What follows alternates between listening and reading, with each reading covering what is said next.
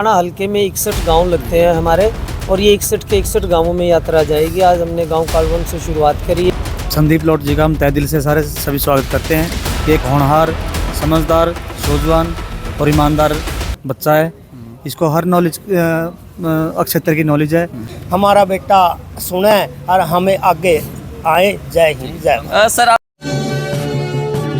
पत्रकार बंधुओं को नमस्कार और आपके सभी व्यूअर्स को भी मेरा नमस्कार। ठीक है, या फिर सोशल वर्किंग आपकी ये जनसंपर्क याद है सर, ऐसा है जैसा आपने अभी बताया 52 से 57, 62 से 67 नरवाना हल्के की जनता ने पिताजी मेरे दादाजी स्वर्गीय श्री फकीर चंद जी को 2 बार विधानसभा पहुंचाने का काम किया। संयुक्त पंजाब होता था उस टाइम, और मेरे दादाजी ने अपने पूरे 10 साल के कार्यकाल में बहुत से ऐतिहासिक कार्य भी किए हैं। उन्होंने पहले सिर्फ दमतान में एक रेलवे स्टेशन होता था, और कालन और हमारे 8, 10, 12 गाँव के जो लोग थे वो यहीं से पैदल जाते थे। तो मेरे दादाजी ने एक ऐतिहासिक काम किया था। उन्होंने सर्वजनित में काम करते हुए रेलवे स्टेशन को मंजूर करवाया और बनवाया भी। उसके बाद हमारे पूरे नरवाना विधानसभा क्षेत्र में जो भी गांव और जो भी हमारे गांव के जो खेत लगते थे उनके लिए माइनर्स वगैरह को अप्रूव कराने का काम किया। उसके बाद जब ये सीट जर्नल हो गई तो 2009 में फिर से रिजर्व हुई, तो पिताजी यहाँ पर आए और फिर से यहाँ की जनता ने उनका साथ दिया और उन्हें टिकट दिलवाई कांग्रेस की, और वो चुनाव मैदान में आए। कुछ वोटों से हार गए, लेकिन निरंतर हल्के की सेवा में वो जुटे रहे, और जो भी वो काम करवा सकते थे बहुत से खेतों में जहाँ पर या ढाणियों में जहाँ पर बिजली नहीं पहुँच सकती थी तो वहाँ ट्रांसफार्मर्स वगैरह लगवाने का काम किया। बहुत से माइनर्स वगैरह अप्रूव कराए। बहुत स्कूल्स थे जिनको अपग्रेड कराने का काम मेरे पिताजी के द्वारा कराया गया। नरवाना में 2 बड़े स्टेडियम मेरे पिताजी गाँवों में खेलों के बढ़ावा देने के लिए मेरे पिताजी ने 2 स्टेडियम अप्रूव कराए थे। दनौदा में करवाया था, एक हमारे गाँव कालवन में करवाया था। तो जैसे दादाजी और पिताजी निरंतर समाज सेवा में लगे रहे थे, उन्हीं के पद चिन्हों पे चलते हुए मैं भी अब राजनीति में मैंने अपना मतलब कि शुरुआत की है, और उन्हीं के पद चिन्हों पे चलते हुए मैं जो है सामाजिक सेवा करना चाहता हूँ। और ऐसे ही अपने देखिए मैं एक ऐसे शहर में भी जॉब कर चुका हूँ जो देश की नहीं हमारे पूरे एशिया की एक बेस्ट सिटी है, लेकिन फिर भी मुझे अपने धरातल से बहुत प्यार है। मैं जब यहाँ आता हूँ तो मुझे एक अलग एनर्जी मिलती है और मुझे एक अलग उत्साह महसूस होता है, और अपनों का प्यार में रहना मुझे बहुत अच्छा लगता है। सर, एज नाउ आप इस टाइम है जो आप एसजी की है जो जॉब पर है। हाँ जी, ठीक है सर जी। आप सामाजिक कार्य की बात कर रहे हैं, जो लेगेसी आपने जो बताई प्रेजेंट द्वारा की, आप इन फ्यूचर क्या विजन लेकर चल रहे हैं? अगर राजनीतिक में आपकी पकड़ अच्छी होती है, जनता आपको प्यार देती है, और किस जो पार्टी से आप लड़ना चाहेंगे सर? पार्टी का अभी निर्णय परिवार की तरफ से नहीं किया गया है। परिवार और फिर जो हम तो मेरे पिताजी के व्यक्तिगत परिवार है, लेकिन एक परिवार उनका जो उन्होंने पूरे नरवाना हल्के की सेवा करके बनाया था, एक बार हम उसी परिवार को जोड़ने के लिए निकले हैं। आज से हमने शुरुआत भी की है। तो ये एक हमारा जनसंपर्क अभियान और नववर्ष की हार्दिक शुभकामनाएं भी हम इसी के साथ साथ अपनी दे रहे हैं, और पुराने परिवार को हम एक बार फिर से इकट्ठा करके, और उसके बाद जैसा वो परिवार हमें कहेगा कि जी आपने इस पार्टी से चुनाव लड़ना है तो हम उसी से लड़ेंगे। हमारी कोई हम अपनी मर्जी किसी को जनता पे ही आपने छोड़ दिया है। जनता जो बोलेगी, जिस हिसाब से बोलेगी उस हिसाब से आप देखिए, जनता ही वहाँ पहुँचाएगी जहाँ मैं जाना चाहता हूँ जनता की सेवा करने के लिए। तो जनता की बात जो है वो ऊपर रखी जाएगी। मैं अपनी मनमर्जी नहीं लगा सकता उस पर। सर, सभी पार्टियां अलग अलग तरीके से जनसंपर्क में जन तक पहुंचने की जो अभियान चला रहे हैं। आपने जनसंपर्क है जो यात्रा निकाली है सर, कितने गांव से होकर चलेगी सर, और रूट कैसे रहेंगे सर?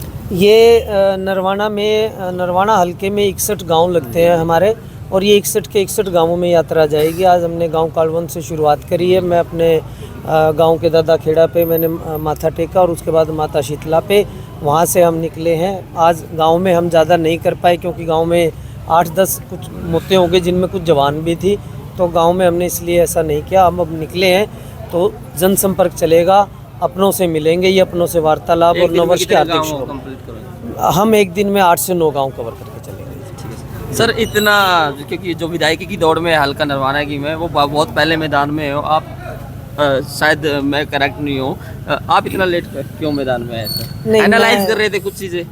नहीं, आपका बिल्कुल जो प्रश्न है वो सही है, और मैं इसको लेट इसलिए नहीं मानता क्योंकि इस हल्के को मेरे दादाजी अपने जीवन के 10 साल दे चुके हैं, मेरे पिताजी 12 साल दे चुके हैं, और उनके नाम से ही हम हैं। अगर वो नहीं है तो हम नहीं हैं।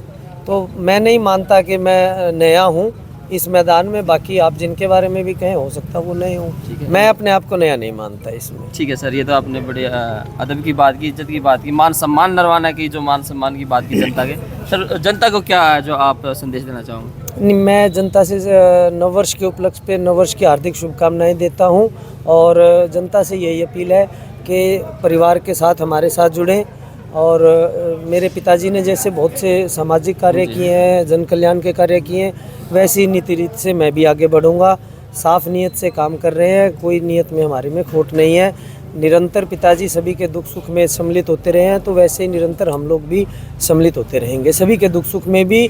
और जो बेहतर कर पाएंगे हल्के की सेवा के लिए, जो हमारे हल्के की जो भी डिमांड्स रहेंगी, नहरी पानी की सुविधा के लिए, माइनर्स के लिए, बहुत से मैं लिंक्स रोड पे आजकल घूमता हूँ तो बहुत बुरा हाल है गाँवों में, तो बहुत से गाँवों में के लिंक रोडों में भी सुधार करने की आवश्यकता है। तो उन सब पे ध्यान देते हुए मैं आगे बढ़ूँगा। मतलब गुड और बिग विजन आपका रहेगा। बिल्कुल, और मैं खेलों के प्रति भी मेरा बड़ा अच्छा लगाव है, खुद का लगाव है। तो मैं चाहूँगा कि ज़्यादा से ज़्यादा अगर मुझे यहाँ पहुँचाते हैं तो मैं खेलों के लिए भी यहाँ पर बहुत अपनी तरफ से जो मैं बेहतर कर पाऊँगा, जो भी हमारे स्टेडियम है उनके अंदर अच्छे से अच्छा जो भी मैं उन सुविधाएं उपलब्ध करा सकूँ, तो मैं उनके लिए अपने निरंतर प्रयास करता रहूँगा। नमस्कार सर। नमस्कार जी। क्या कुछ कहेंगे? संदीप लोड जी है जो आपके बीच पहुँचे हैं और जनसंपर्क की यात्रा कर रहे हैं, क्या सहयोग रहेगा आपकी तरफ से? संदीप लौट जी का हम तहे दिल से सारे सभी स्वागत करते हैं। ये एक होनहार, समझदार, सूझवान और ईमानदार बच्चा है। इसको हर नॉलेज क्षेत्र की नॉलेज है।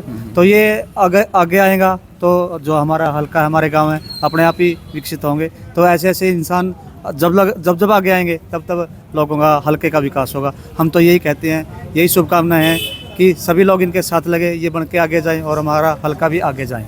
नरवाना का उज्जवल भविष्य है जो आप संदीप लोडजियो में देख रहे हैं। हाँ जी बिल्कुल, ठीक है, बिल्कुल देख रहे हैं। नमस्कार जी। नमस्कार। आप क्या कुछ कहना चाहेंगे? मैं ये कहना चाहूँ जी, हमारे जो नौजवान साथी हैं वह बड़ी बड़ी डिग्री ले रहे हैं, बड़े बड़े हाई स्कूल में पढ़े हैं, कॉलेजों में पढ़े हैं। आज उनके पास कोई रोज़गार नहीं है, आज बेरोज़गार है। हर एक दुकानदार रोज़गार नहीं है, मज़दूर पे कोई रोज़गार नहीं है। मज़दूर हमारा घर से चलता है, टिफिन में रोटी लेकर वो शहर में निकल जाता है, गांव में निकल आता है भाई अपना रोज़गार, वो रोटी खाकर घर वापस आ जाता है। इस बेरोज़गारी से हमें बहुत परेशाना, हमें इतना डर सता रहा हमारी रोटी से, हमें संघर्ष भी करना पड़ेगा। सहयोग रहेगा आपकी तरफ से पूरा? हमें न्यू कहा हमारा बेटा आगे आए और हमारा ये जो समस्या है सबकी, ये रोज़गार की समस्या है, रोटी की समस्या है, किसान की समस्या है, हमें हमारा बेटा सुने और हमें आगे आए। जय हिंद, जय। सर, आपसे एक क्वेश्चन और मैं करना चाहूँगा। वैसे तो आपने डिस्क्लोज नहीं किया है कि आप किस पार्टी से इलेक्शन लड़ेंगे, लेकिन आपके जो समर्थक है वो सरकार से बड़ी दुखी दिख रहे हैं। आप क्या सोचते हैं सरकार जो मौजूदा सरकार है? मेरा ये मानना है कि सरकारें तो कोई भी आती है, अगर हम एक गली में 10 घर हों और उनमें से एक प्रधान बनाएं तो मेरे ख्याल से वो भी उन 10 घरों को शायद सेटिस्फाई नहीं कर पाता है, उनको सभी उम्मीदों पे खरा नहीं उतर पाता है। लेकिन ऐसा नहीं है, पिछली बहुत सी सरकारें रही हैं जिन्होंने बहुत पॉजिटिव काम किए हैं। तो तो जिस हिसाब से हमारे देश की जनसंख्या बढ़ रही है तो बेरोज़गारी भी एक मुद्दा है, और कहीं ना कहीं अगर हम कुछ उद्योग लगाएं, उनके माध्यम से हम युवाओं को कुछ रोज़गार दे सकें, तो कुछ ना कुछ ऐसा होना चाहिए। मैं इनकी बात से सहमत हूँ। जो मज़दूर है वो अपना सुबह टिफ़िन बांध के निकलता है, उसे ये नहीं पता कि शाम को मुझे दिहाड़ी मिलेगी या नहीं मिलेगी। तो सरकार को ज़रूर इस बारे में कुछ ना कुछ ऐसा करना चाहिए। पिछले बहुत से टाइम से ऐसा चल रहा है कि